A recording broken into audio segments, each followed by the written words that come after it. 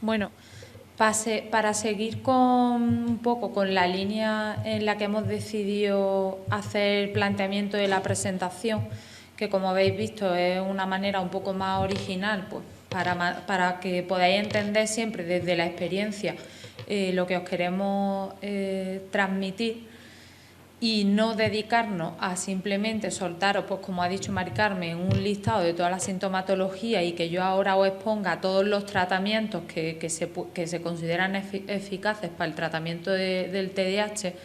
Vamos a empezar al revés.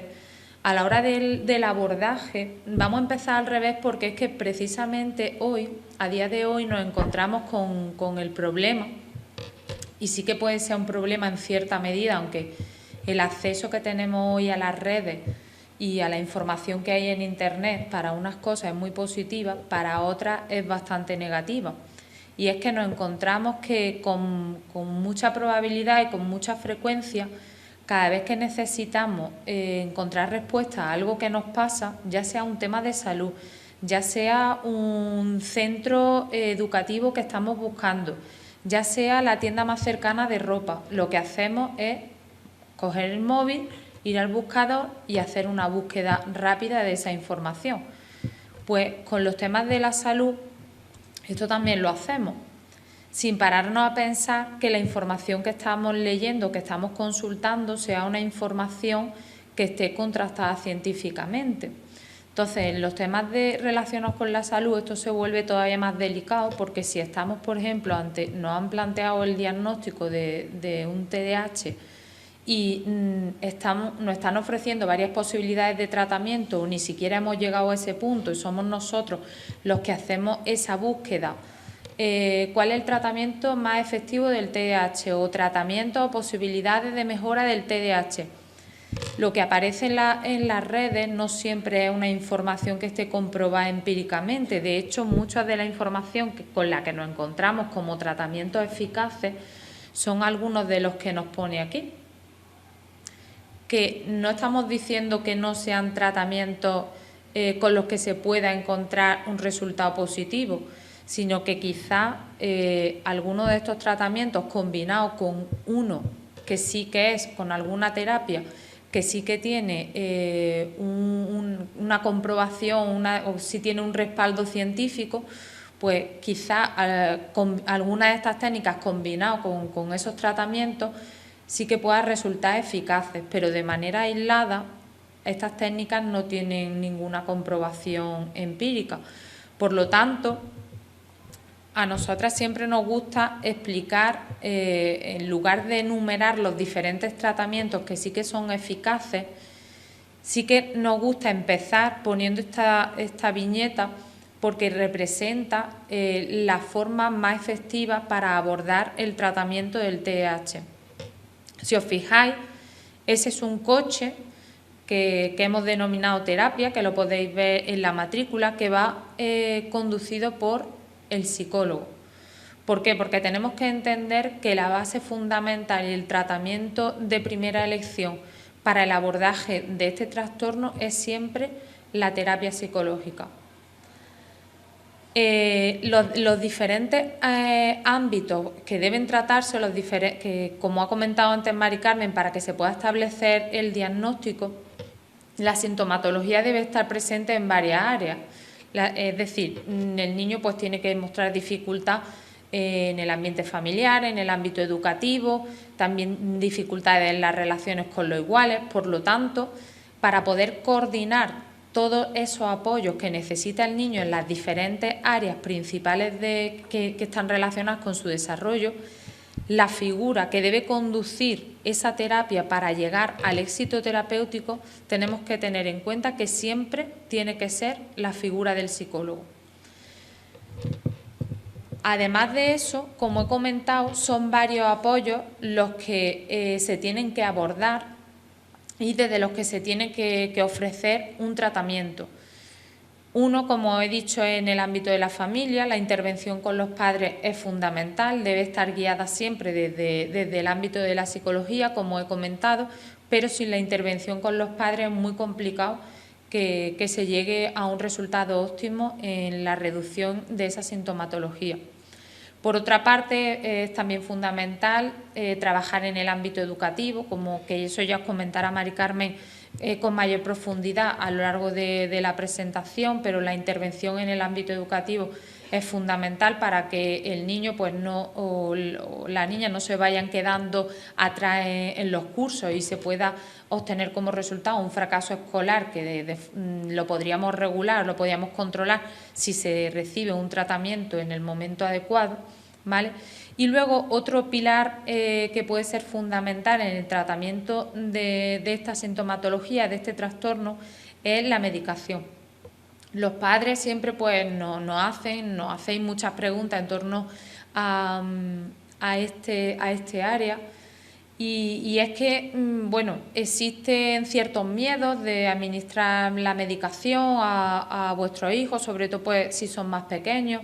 Entonces, pues bueno, nosotras siempre lo explicamos con una metáfora que para que entendáis que la medicación puede ser algo que en algunos casos va a ser de total necesidad, pero no es la única elección.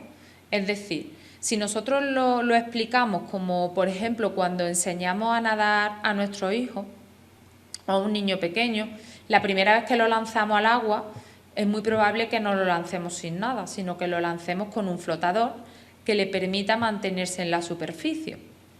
Pero el hecho de que le dotemos de este sistema, de un flotador, no significa que ya por sí solo el niño vaya a aprender a nadar.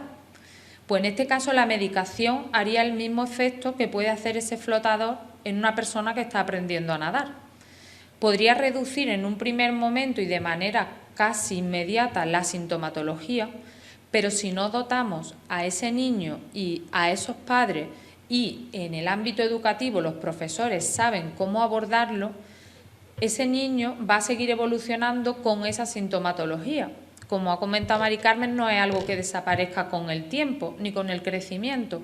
Entonces, si no dotamos de las habilidades y de las herramientas necesarias, al final, pues ese niño, ese adolescente, puede que puedan en el colegio pues tener fracaso escolar, como hemos dicho, que cuando vayan creciendo puedan tener mayor acceso a problemas de conducta como el acceso al consumo de drogas, o que incluso en la época cuando ellos ya son adultos puedan encontrarse desarrollando un puesto de trabajo que está muy por debajo de sus capacidades. Entonces, por eso, aunque la medicación en algunos casos se hace fundamental, no en todo, eso tendrían que valorarlo ya los especialistas, no tenemos que perder de vista la viñeta que hemos puesto antes, y es que todos estos apoyos, todas estas áreas que necesitan de intervención en los casos de TDAH siempre deben de estar guiadas y supervisadas desde el ámbito de la terapia psicológica. Pues bien, como aquí realmente lo que nos encontramos siempre que damos una charla de estas características es que el 99% de los asistentes sois padres o madres de niños que tienen este diagnóstico, pues nosotros nos vamos a centrar más que también porque es lo que está más cerca de nuestra competencia, que es la intervención o en dotar una serie de estrategias que pueden ser básicas para que vosotros podáis ir poniendo remedio a cierta sintomatología que estéis ya observando si todavía no estáis en ese momento del diagnóstico, ¿vale? Y si sí lo estáis, pues bueno, lo primero es aceptar y conocer el trastorno, siempre, como hemos dicho, con la ayuda del psicólogo, ¿vale? Que es el que va a planificar la intervención en los diferentes ámbitos que son fundamentales, en la escuela, en el propio niño y en la propia familia, ¿vale? La psicoeducación es un tema fundamental. El diagnóstico no hay que verlo como una etiqueta y ya está, sino como un punto de partida. Yo siempre digo que el diagnóstico sirve como ese punto de partida, porque conocer dónde estamos nos va a permitir tomar unas decisiones que sean correctas y también, aunque al principio da quizá un poco de inquietud o nos puede dar un poco de miedo, tener un diagnóstico siempre a la larga, a corto plazo, da tranquilidad, porque el hecho de conocer dónde nos encontramos nos hace también más fuertes para poder afrontarlo. Muy importante establecer normas y límites y las consecuencias en función también de las posibilidades que tengáis cada familia en casa, porque eso se debe de adaptar también en cada caso específico, pero establecer unas normas y poner unos límites es fundamental, no solamente en los niños con TDAH, sino en cualquier ámbito. Una comunicación empática, ¿vale? Siempre intentando poneros en el lugar de vuestro hijo o de vuestra hija. Por eso es muy importante conocer también el trastorno, porque así podemos intentar ver a través de sus ojos cómo se está sintiendo, ¿vale? Y evitar en todo momento hacer una crítica personal, porque así tampoco le estamos ayudando. Hay que hacer siempre una crítica pues más constructiva y que no esté enfocada a la persona en concreto, sino a la conducta determinada que queramos modificar, ¿vale? Importante también nombrar las emociones, ¿vale? Para ir enseñando a gestionarlas, porque es verdad que en los casos de TDAH pues nos encontramos que la impulsividad que tienen y la dificultad para controlar su impulso no solamente la vemos en eso, esta impulsividad no solamente se refleja a la hora de mostrar dificultad en controlar su conducta, sino que eso también aparece a la hora de controlar y de regular las emociones, que es quizá uno de los aspectos más desconocidos del diagnóstico del TDAH, ¿verdad, Mari Carmen? No, por lo menos no encontramos que es lo que menos se conoce, porque siempre cuando se define este trastorno, en lo que la mayoría se queda es en la impulsividad, en la hiperactividad y el déficit de atención. Pero es cierto que nos encontramos también que existe una dificultad a la hora de regular las emociones, por eso tienen esas explosiones, esos arrebatos, esas rabietas tan intensas. Entonces, si entendemos que eso es parte del trastorno, nos va a ayudar también a manejarlo. Yo quiero aquí hacer un inciso, porque antes os dije que había síntomas que remitían, que la remisión parcial era posible y la total era más complicada. Y es que precisamente en la vida adulta el problema de autorregulación emocional es el que persiste.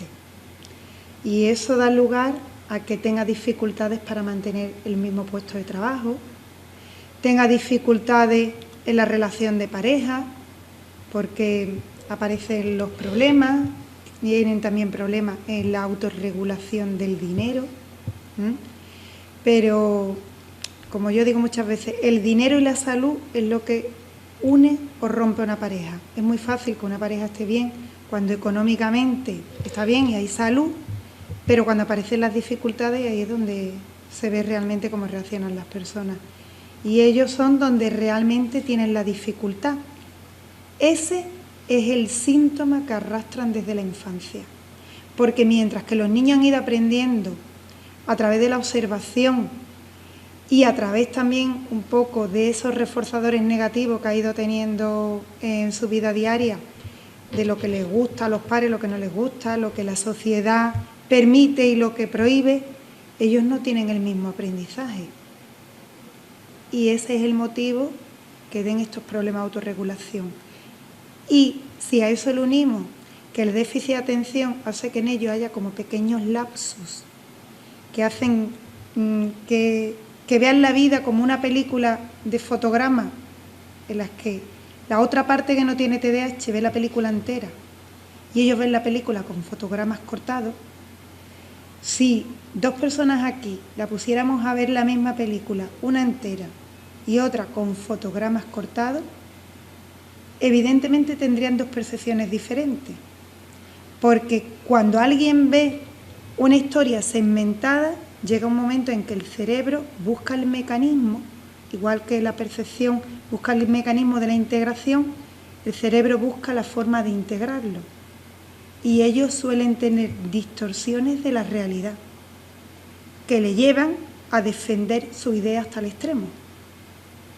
Y, claro, le genera tal nivel de angustia que pueden tener explosiones de carácter muy fuertes. O, en el extremo opuesto, caer en crisis depresiva muy profunda. ¿De acuerdo? Me parecía importante hacer aquí la matización. Sí, porque es que es la parte más desconocida y para no quedarnos solamente en esa sintomatología nuclear, es muy importante conocer estas otras manifestaciones del trastorno. Otra también es las dificultades que tienen en la planificación, porque bueno, a día de hoy ya se sabe, porque existe mucha bibliografía, hay mucha investigación en torno a este trastorno, y se sabe que es un trastorno que tiene una carga genética, un trastorno con alteraciones a nivel cerebral.